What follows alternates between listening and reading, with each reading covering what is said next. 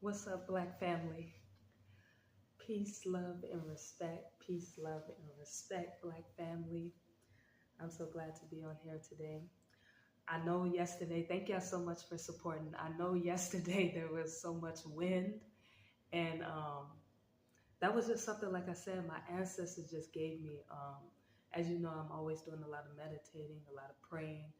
I'm always just grounding myself, especially the work that I do of, fighting for us, struggling for us, and also making sure that we are rebuilding the Black community. So I'm for the struggle and the come up of Black people. So I thank y'all so much. I apologize about all of the win, but y'all still needed to get that message, you know. So today we are this message today, this teachings. We're gonna get right to it. Y'all know I'm no nonsense. I like to get right into it. Um, I don't know if this is a word or not. I didn't look it up. I didn't do none of that because a lot of stuff. Um, we are African people, so you know we've been here longer than everybody else on this planet Earth. So there are things that we already know. There are things that we have already done. You know what I'm saying? So there's just things that I could possibly know that my ancestors have just given me. And so this one right here is parentism. Parentism. You know what I'm saying? Hey, that's what it is. You got to be unique like that. You got to have your own thing. So this parentism that I'm going to be talking about, I'm basically talking about this is something that I've been noticing.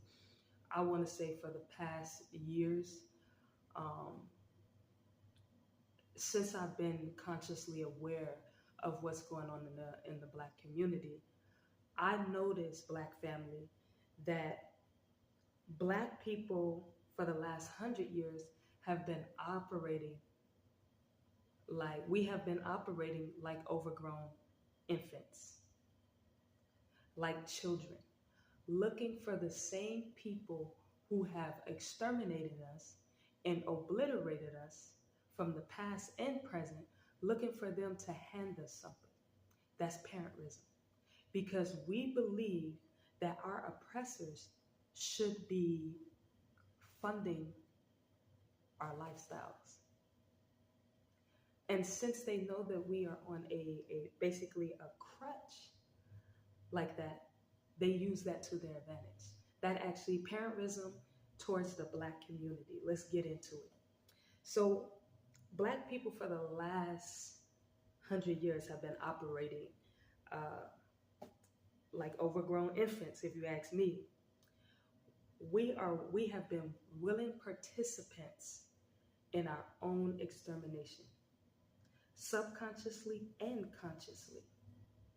We have been willing participants in our own extermination. You can debate this if you want, but deep down inside, everybody knows. And this is due to our love of our oppressors.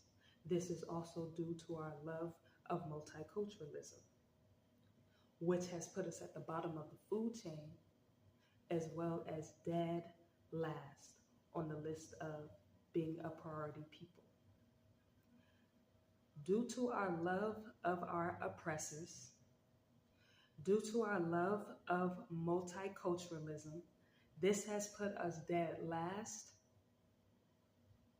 at the bottom of the food chain and dead last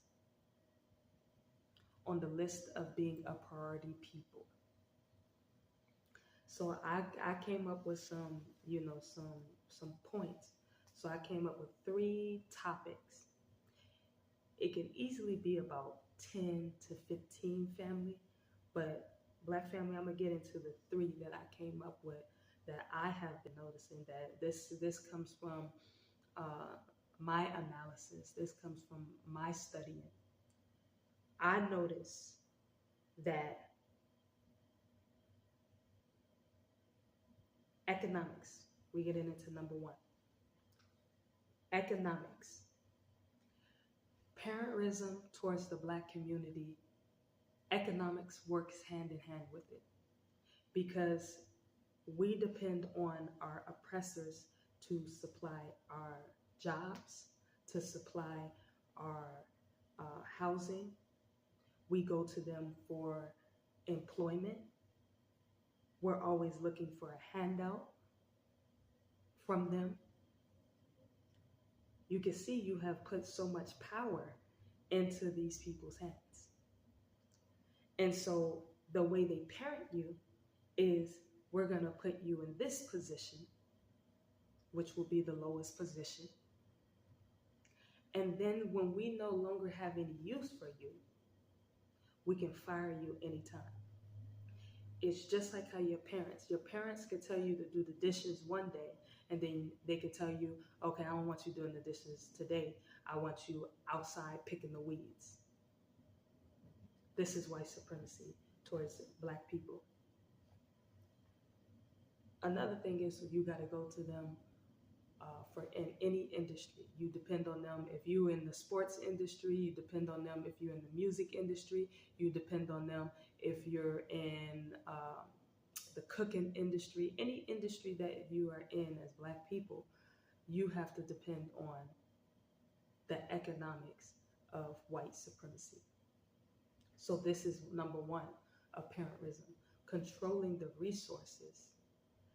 That way, the people that you oppress have to depend on you.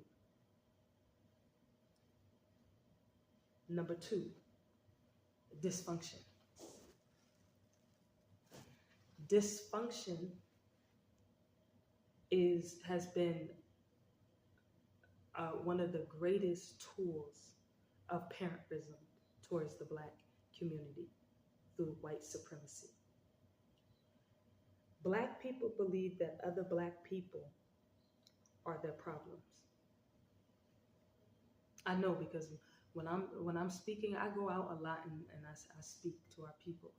And when I speak to our people be like, yeah, but Black people do this, Black people do that, Black people do this, Black people do that. And what that does is that relinquish the responsibility of holding white supremacy accountable through the violence and the egregious behavior and acts that they didn't have towards us. Dysfunction has been the number one parentism tool. Even though I have it here as number two, it has been one of the greatest tools towards the Black community. Believing that we are the problem, believing that we are the reason why we are exterminated, the reason why we are special educated, the reason why we are poor and in poverty and in the hoods and don't have anything and don't own anything. We are taught through this dysfunction that we are the sole problems of our problems.